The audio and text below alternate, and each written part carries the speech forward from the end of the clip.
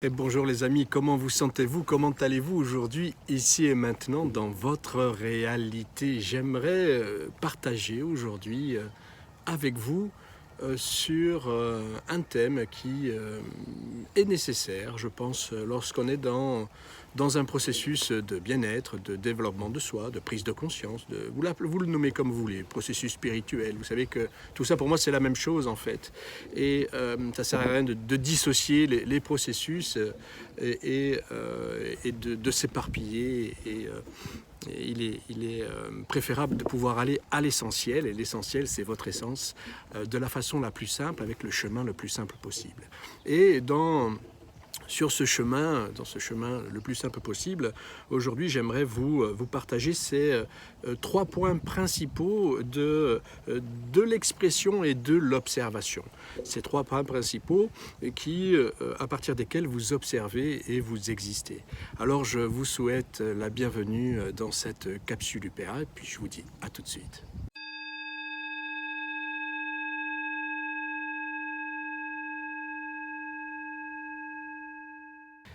Alors, quels sont ces trois points d'observation, les amis? Regardez, pour pouvoir vous expliquer ces trois points d'observation, j'ai fait un peu de dessin aujourd'hui. J'ai fait du coloriage sur mes doigts. Et vous voyez, là, hop, vous voyez deux doigts. Deux doigts avec deux personnages, mais en même temps, ces deux personnages sont le même personnage, en fait. Et ce qui se passe, c'est que lorsque je prends de la profondeur de champ avec celui qui est plus en arrière, donc il y a plus de recul, et d'observation, c'est un autre point d'observation.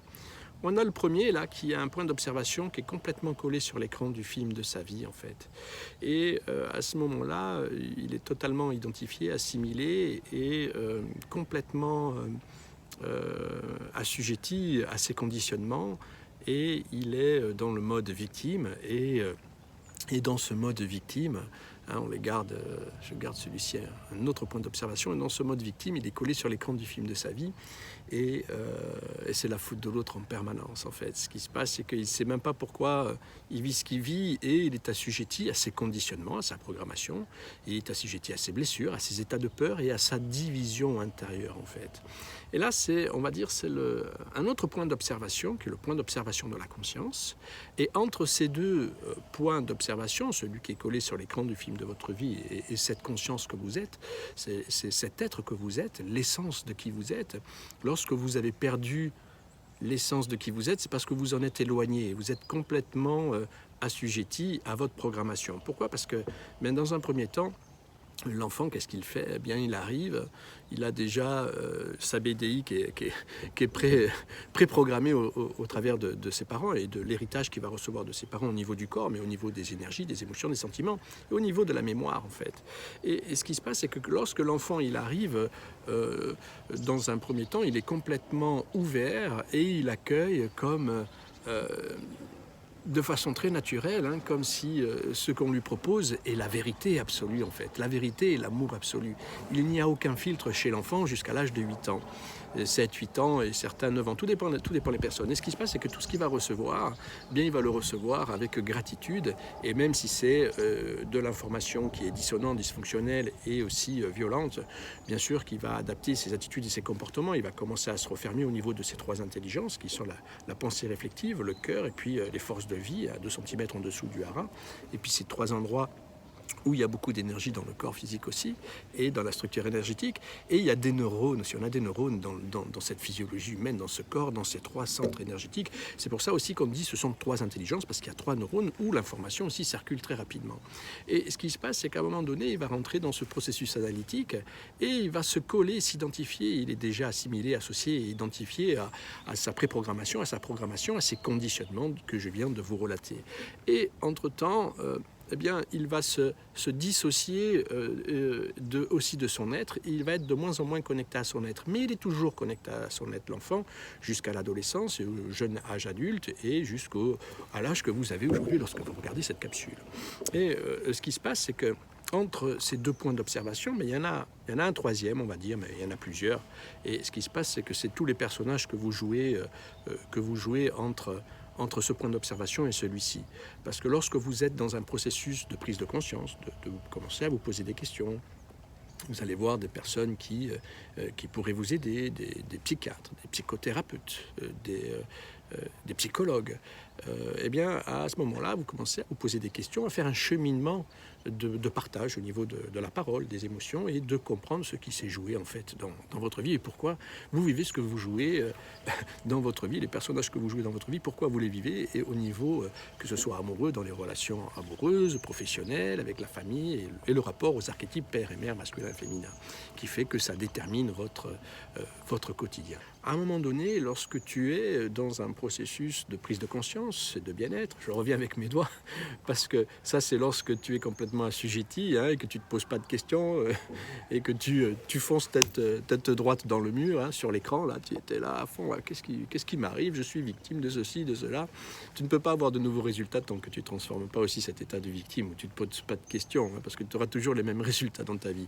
Mais lorsque tu, entre cet état-là, cette étape-là, où tu as la tête collée sur l'écran du film de ta vie, et la conscience que tu es l'essence, d'ailleurs, plus tu transformes tes conditionnements, plus tu reviens vers l'essence. Moins il y a d'opacité entre qui tu es dans l'instant, encore identifié, associé à tes conditionnements, et cette connexion à l'être, à ton être-té en fait, à la conscience que tu es. C'est pour ça qu'il n'y a plus rien à apprendre aujourd'hui. Je vous le dis dans toutes les capsules que je peux vous partager. Il y a juste qu'à désapprendre ce que vous avez appris en fait, au niveau des conditionnements. Et lorsque tu te déconditionnes de plus en plus, eh bien, ton énergie, ton attention revient dans ton alignement et ta souveraineté, qui est la dignité, l'intégrité, le respect, l'estime, la valeur, la confiance et l'affirmation de toi-même, qui fait que dans le moment, tu ne focalises plus ton attention et ton énergie vers l'extérieur, mais elle te revient à l'intérieur. Et surtout, lorsque tu es dans ce mouvement, en fait, ce qui se passe, c'est que plus tu reviens vers l'être que tu es, vers ton essence, donc tu retrouves le sens de ta vie, eh bien, ce qui se passe, c'est que tu vas de moins en moins chercher la valeur des sentiments de toi-même au travers de l'autre. Là, lui, il va totalement chercher la valeur des sentiments de lui-même au travers de l'autre. Même celui qui est... tu vois, il y a un gap entre ces deux points d'observation. Eh bien, même la personne qui est dans ce gap, qui se produit dans ce gap, qui se manifeste dans ce gap, qui crée sa réalité dans ce gap, qu'elle soit sur les plans amoureux ou professionnels ou familial, ce que tu veux, eh bien, elle va toujours chercher la valeur des sentiments de lui-même au travers de l'autre, puisqu'elle elle n'est pas dans une autonomie affective, je veux dire. Elle est toujours dépendante du lien affectif au conditionnement. Parce que ce sur quoi vous êtes dépendant, c'est au lien affectif que vous avez mémorisé dans le conditionnement, donc dans l'information qui est à l'origine. Et cette information, c'est ce sur quoi nous collaborons avec les personnes qui sont en accompagnement, et je m'en réjouis, dans le process UPA. Parce que tout collapse par la suite. Dès qu'on a identifier l'information, il y a tout qui collapse. Donc ça peut être aussi très, très rapide dans le mode de fonctionnement de revenir à soi, conscience de soi, et retrouver cette liberté de l'essence de qui vous êtes, l'essence dans votre vie, et vous ne vous sentez plus fatigué puisque vous n'avez plus besoin d'aller chercher chez l'autre ce qu'il y a chez vous en fait. Donc vous n'allez plus chercher la valeur des sentiments de vous-même au travers de l'autre. Et de moins en moins, pour faire un retour de l'attention. Pour faire un retour de l'attention jusqu'à ce que ce point d'observation disparaisse, et il reste ce point d'observation de la conscience, en fait, qui est là dans l'observation de ce qui se manifeste, de ce qui apparaît et disparaît sans être dans la réaction, puisqu'à ce moment-là, ce point de la conscience, ce point de l'être que tu es, à ce moment-là, n'est plus assujetti au conditionnement qui passe. Et même s'il y a un conditionnement à un moment donné qui va passer, il ne va plus lui donner d'attention parce qu'il en est sorti. Il n'a plus besoin de ce conditionnement pour venir valider une pseudo-existence au sein de sa personnalité. Parce que vous savez que votre personnalité réside et est fondée sur votre programmation. Et imaginez du jour au lendemain, on vous enlève votre programmation, tous vos conditionnements. D'un coup, il y a le cœur qui va s'accélérer, il y a des peurs qui vont arriver, il y a la peur de mourir qui va s'installer directement. D'ailleurs, elle est toujours sous-jacente, cette peur de la mort chez l'être humain. Et lorsque on peut commencer à faire certaines expériences par rapport à soi, dans son processus intérieur et ses profondeurs, et un détachement par rapport aussi à l'identification aussi que nous sommes uniquement que ce corps, alors on a un rapport à la mort qui peut se modifier pour certaines personnes. Et pour moi, ce rapport au corps, il s'est modifié lorsque j'étais en retraite. Vous savez, pour ceux qui ne me connaissent pas, je suis Éric Viala et ça fait 2 décennies maintenant que j'accompagne des gens. J'ai commencé à accompagner des gens dans des coachings au travers d'ateliers qui duraient 3 semaines parce que j'accompagnais des artistes du cinéma français. Certains ont joué dans des productions nationales et internationales et aussi des chanteurs et des danseurs qui venaient me voir dans mes ateliers puisque ma spécificité était de pouvoir reconnecter avec le corps, les émotions, les sentiments dans une fluidité, une liberté pour pouvoir aussi être libre sur scène, que ce soit un chanteur ou un danseur. On a besoin d'avoir cette liberté d'interprétation, quelle qu'elle soit. Et donc pendant plusieurs années, maintenant ça fait 2 décennies, mais pendant plusieurs années, j'ai accompagné des personnes. Et ensuite, je suis parti en retraite pendant 7 ans, où j'avais déjà amorcé depuis 15 ans un travail intérieur, 17 ans, un travail intérieur de prise de conscience et de mes profondeurs, de mes mécanismes et de mes conditionnements. Et lors de cette retraite, j'ai vécu différentes expériences, dont le retour de mon attention, puisque aujourd'hui, je ne vis plus cette souffrance psychologique qu'une personne pourrait vivre à partir de l'identification, l'assimilation et cette association à ces conditionnements, en fait. Et puisqu'à ce moment-là, tu vas chercher la valeur de tes sentiments de toi-même au travers de l'autre. C'est pour ça que je vous partage dans ces capsules que vous avez cette possibilité de pouvoir impulser une nouvelle dynamique pour ne plus aller chercher cette valeur des sentiments au travers de l'autre, hein, cette valeur de votre essence. Votre essence, c'est vous-même. Et il n'y a personne qui va pouvoir vous donner la couleur, qui va pouvoir vous donner le goût, qui va pouvoir vous donner ce bien-être intérieur, cet apaisement, vous lui mettez les mots que vous voulez, se vide, se plaint, se remplit, et cette joie de pouvoir être totalement dans une autonomie affective sans avoir besoin qu'on vienne à un moment donné vous rassurer ou vous reconnaître de quoi que ce soit au travers de votre existence, dans votre liberté et joie de jouir pleinement de la vie et de votre corps, dans vos limites, dans votre force et votre puissance, dans la reconnaissance de qui vous êtes tout simplement.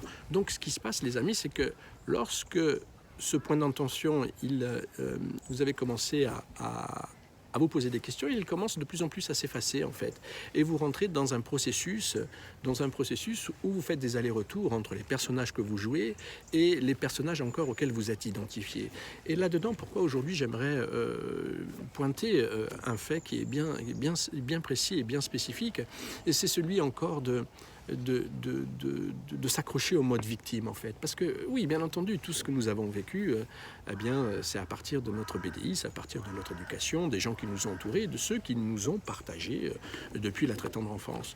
Mais à un moment donné, il faut se dire, ok, il faut que je me positionne en toute autonomie et responsabilité. Et même si cette autonomie affective n'est pas encore là, mais je fais des allers-retours entre encore ce qui est assujetti au conditionnement donc des personnages qui sont en train de négocier, de faire des compromis dans ma relation avec une personne. Tiens, en ce moment, je suis en relation avec une personne, je sais qu'elle est plus ou moins bloquante, résistante, je sais que ça ne me convient pas réellement, qu'il y a un peu de toxicité puisque cette personne essaye aussi de me maintenir proche d'elle parce qu'elle me dit que mon bonheur passe par le fait que je dois adopter telle ou telle action pour qu'elle puisse elle-même vivre son propre bonheur, ou alors que son bonheur est déterminé par mes propres actions, alors que votre propre bonheur, votre propre réalisation et votre propre retournement de la conscience, il est uniquement déterminé par vos propres actions et jamais par celui qui est en face de vous, à qui vous allez donner du pouvoir en lui disant « c'est au travers de tes actions que moi-même je vais retrouver mon propre bonheur, il faut que tu... » Non, c'est chacun doit faire en sorte de pouvoir balayer sous le paillasson devant sa porte afin de se positionner de la meilleure des façons. Et vous savez, moi je dis toujours, il y a le gâteau, il y a la cerise. Votre gâteau, c'est vous. Et après, avec l'autre, vous partagez dans vos relations, qu'elles soient professionnelles, amoureuses, amicales, parentales, vous partagez la cerise. Mais il est nécessaire pour chacun de ne pas encore projeter sur l'autre en lui disant si tu fais telle ou telle action pour moi et avec moi, alors tu vas me rassurer et je vais pouvoir me développer.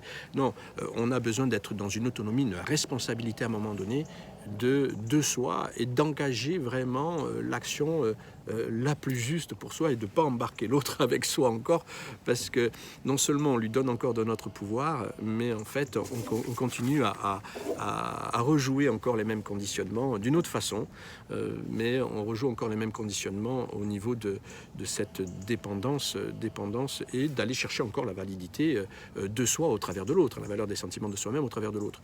Donc ce qui se passe, c'est que ça c'est un point, mais il y a un deuxième point aussi que j'aimerais introduire dans cette capsule aujourd'hui, c'est que bien souvent encore, oui, on a eu des parents, on a eu un passé, on a eu une histoire, mais vous n'êtes pas votre histoire, vous n'êtes pas vos parents. Et ce qui se passe, c'est qu'il y en a certains qui s'accrochent, et je le vois autour de moi, aussi à leur histoire. Leur histoire, et c'est bien sûr, c'est l'historique, c'est ce qui vous permet justement de pouvoir vous en extraire et de la dissoudre aussi, et de sortir de ce système obsolète dans lequel vous êtes aujourd'hui, mais de lâcher aussi encore la victimisation du père, la victimisation de la mère, de sortir de la colère d'avoir reçu ceci, de la colère d'avoir reçu cela. Je le comprends à un moment donné qu'on puisse être, parce que moi-même je suis passé par là, fut un temps. Si on m'avait dit ça lorsque j'avais 20 ans, le premier caillou que j'aurais pu ramasser par terre, je vous l'aurais jeté dessus. Mais, parce que j'étais aussi un jeune homme très en colère par rapport à mon histoire et à mon vécu. Donc ce qui se passe, c'est que, donc je le comprends ça, mais ce qui se passe, c'est que si vous voulez entre ce point d'observation et celui-ci, à l'intérieur, faire de moins en moins d'allers-retours et être beaucoup plus efficient et revenir dans votre essence, c'est qu'à un moment donné aussi, il faut prendre en compte, ok, mes parents, ceci, cela, ils m'ont filé tel ou tel conditionnement, archétype père, archétype mère, mais aujourd'hui, je ne vais plus chercher d'excuses de ceci ou de cela, et je ne projette même plus sur mon compagnon d'aujourd'hui qui est en relation avec moi, ceci ou cela. C'est comme je transpose en fait la problématique sur le compagnon ou pas. Au lieu de le transposer sur les parents, de le projeter, je le projette sur le compagnon. Non, revenez dans cette autonomie, cette responsabilité, une autonomie affective, une responsabilité, vous, dans votre engagement, de dire ok, maintenant ce sont des côtés de ma personnalité que je dois aussi regarder et être face à ce côté. Certains l'appellent l'ombre, certains l'appellent la personnalité, d'autres l'appellent l'ego, tout ce que vous voulez. Moi, je l'appelle la personnalité parce que ça ne crée pas un artefact à côté de moi, l'ego, ceci, cela, qui viendrait engendrer des situations. Non, il y a des côtés de votre personnalité qui, à un moment donné, elles sont dans la résistance, elles sont encore dans le blocage, vous ne voulez pas lâcher. Et ce qui se passe, c'est que encore de projeter sur le père, la mère, non, c'est responsabilisez-vous vous-même dans votre processus, dans votre engagement. Qu'est-ce qui se joue là maintenant, à l'intérieur, hein, et comment je peux moi-même me permettre d'être cette personne autonome, que ce soit d'un point de vue émotionnel, psychologique, social. Vous voyez ce que je veux dire? Il y a différents physiques, une autonomie dans ces différents secteurs, je voudrais dire, aspects de l'être, qui vont vous permettre d'avancer beaucoup plus vite, d'avancer dans votre engagement et dans votre processus de réalisation de vous-même en fait. Parce que la réalisation de soi, c'est d'être soi et d'avoir une intention à partir de soi et de ne plus être assujetti à des conditionnements qui vont venir nous faire créer une réalité encore dans des schémas répétitifs de génération en génération. C'est bon, ça... On commence à... Voilà, on l'a compris ça maintenant. Il faut passer à l'action, hein, les amis. Il faut passer à l'action. Et ça, c'est vraiment... Je vous engage vraiment à cela et de vous positionner par rapport à vous-même, à vos archétypes et à votre masculin et féminin intérieur. Parce que quand je dis masculin et féminin intérieur, quelle est la pensée qui me vient de suite après? C'est parce que vous êtes amené, si vous désirez réellement retourner votre attention et d'être dans cette réalisation de soi et créer votre réalité à partir de vous-même et non de conditionnements qui vous ont été donnés, que vous avez hérité de vos deux premiers associés, parce que la vie est une grande entreprise et vos deux premiers associés, ce sont votre père et votre mère et tous les membres de la famille autour. Donc ce qui se passe, c'est de pouvoir vous permettre à ce moment-là de revenir dans cette autonomie affective de vous-même et d'être votre propre père et votre propre mère. Ce qui veut dire que dans certaines situations, vous allez vous sécuriser, vous allez vous amener cette force, vous allez vous amener cette conscience, ce respect, cette intégrité vis-à-vis de qui vous êtes, de l'être que vous êtes. homme ou femme. Et ce qui se passe, c'est qu'à ce moment-là, hop, vous allez avoir le rôle du père, mais avec vous-même. Et à d'autres moments, vous allez être plus dans la douceur, dans la tendresse, et vous allez vous donner ce dont vous avez besoin à ce moment-là. C'est de vous embrasser vous-même. C'est d'accoucher de vous-même, d'être votre propre parent, votre propre père et votre propre mère à vous. Et là, vous êtes vous êtes justement dans cette transformation du lien de dépendance au conditionnement. Parce que tant que vous êtes accroché à vos conditionnements, vous êtes encore accroché à l'histoire et à ce qui se joue dans les conditionnements, aux attitudes, aux comportements, aux négociations, aux compromis que vous faites encore avec votre histoire, que vous faites encore avec les parents ou d'autres personnes qui sont impliquées dans votre historique informationnel, dans votre BDI. Vous savez, moi j'appelle ça la banque de données informationnelle. Donc voilà les amis, ce dont je voulais vous parler aujourd'hui, de cette possibilité de pouvoir être autonome. Je ne dis pas indépendant, parce qu'on peut être indépendant et pas autonome. On peut être indépendant dans différentes actions, différents domaines, sans être autonome. Une personne autonome de son physique, autonome de son être-té, autonome de ses émotions, autonome de sa vie sociale et de son organisation en tant que père et mère, constructeur, constructif, qui vous permet de vous réorganiser. C'est une réorganisation de la conscience et vous permet à ce moment-là de créer avec une nouvelle intention en fait et de nouveaux objectifs sans être assujetti encore à ces conditionnements qui pourraient vous amener dans une répétition encore des schémas et qui viendraient vous nourrir encore dans un processus mortifère, parce que le seul mot que l'on peut prononcer à ce sujet, c'est un processus mortifère. C'est pour ça que lorsque je vois qu'au mois de septembre, il y a des gens qui sont passés à l'action, qui ont dit « Ok, j'arrive, je passe à l'action », et d'autres qui réfléchissent encore, et d'autres qui savent qu'ils souffrent, mais qui même pas ne sont dans la réflexion, ils restent dans leur processus, de souffrance et de douleur, ils ne vont pas voir ce qui cause l'information, ce qui amène la douleur et la souffrance et les répétitions dans les schémas. Eh bien, tant que vous êtes dans ce processus-là, vous vous accrochez à un processus qui est mortifère. Voilà, vous nourrissez le dysfonctionnel et c'est comme ça que je pourrais le nommer et bien entendu arrondir cette capsule aujourd'hui. Donc, vous voyez, il y a 3 points d'observation, celui où je suis collé sur l'écran du film de ma vie, celui de l'être-té, de la conscience qui est là, qui est dans sa souveraineté, mais dans sa souveraineté, si elle est dans sa dignité, l'intégrité, le respect, l'estime, la valeur et l'affirmation de soi, et dans la répétition de l'affirmation de soi, la confiance qui revient au quotidien. Et lorsque tu as retourné ton attention, tu es dans cet alignement. Et c'est simplement à cette je veux dire, positionnement en place, espace, où tu retrouves cette liberté de jouir de la vie sans avoir de lien et d'attachement à ceci ou à cela pour te sentir exister. Non, tu émerges, c'est une source qui jaillit à chaque instant, et là c'est formidable.